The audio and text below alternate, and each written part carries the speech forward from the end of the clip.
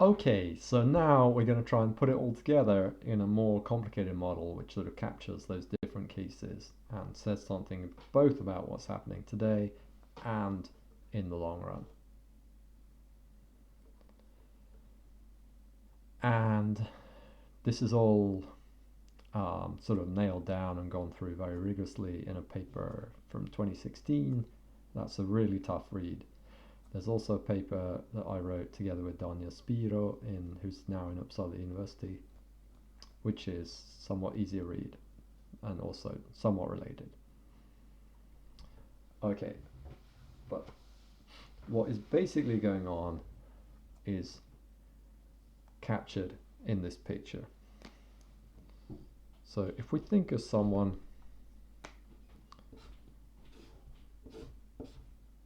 digging away down here, and imagine that there's also like the town over here and jobs to be had. Okay, what is going to determine the costs per ton of digging up this stuff? Okay, and in a perfect market, that will also be, assuming no scarcity, that the cost per ton will also be the price. Well, they'll be strongly, even if there is scarcity, the cost per ton are very relevant to working out the price.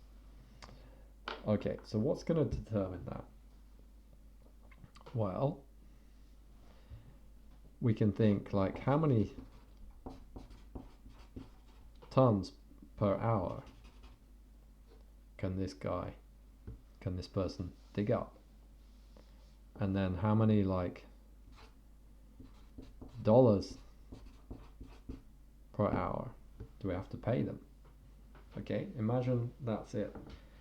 This person shows up with their capital equipment and we just have to pay them for an hour's work, for the work and the equipment. And then we take away this staff. So what's the cost of this? Per ton, it's like USD per ton is dollars per hour over tons per hour, right? So the higher the wage, the more expensive this stuff is going to be, but the higher the productivity of the worker, the cheaper it will be. Okay, so if the wage goes up, this gets more expensive. If the worker gets more productive, it gets cheaper. One thing that will reduce the productivity of the worker is if we dig up some of these high accessible stock and you have to go deeper. It's going to be tougher to get it out, right? So that will be one factor that pushes prices up.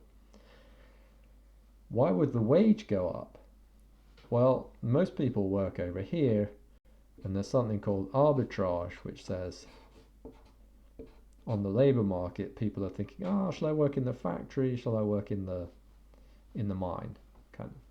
So to persuade people to work in the mine, how much you have to pay them depends on how much they're paid in the factory. So if wages double in the factories, they'll double in the mines as well, roughly. And what causes wages to double in the factory? It's an increase in labor productivity. So when labor productivity goes up, if it doubles, generally, certainly in the models, we will assume, or we find that the wage will double. So if labor productivity doubles both here and here, then you'll find that the wage will double here and here as well. So in the end, the price of this stuff is going to stay the same. Okay, so the price is not going to be affected by trends in wages and productivity if they're equal in these two sectors. On the other hand, if productivity grows faster here than here, if it grows faster here, then the wage is determined by how fast things grow here, because that's the main part of the economy. Productivity grows faster here, that will tend to push costs down. And that's actually what we generally see, that in these capital intensive sectors, productivity grows faster than in the economy as a whole, which presses costs down. And that's countered by the press up on costs of the increasing depth. The net effect is what we saw in the figure earlier, that prices more or less constant. Okay.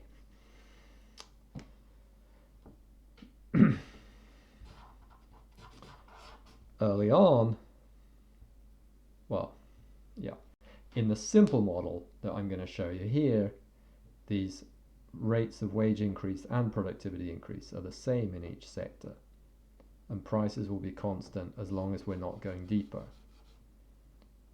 As we start getting deeper, that will push prices up. And if we start scraping the bottom, if the resource starts running out, then scarcity kicks in. Okay, that's some intuition. Let me see if I'm going to stop this video. Yeah, I think I'm going to stop it, and then there'll be quite a long one where I take you through the model and then some rounding off.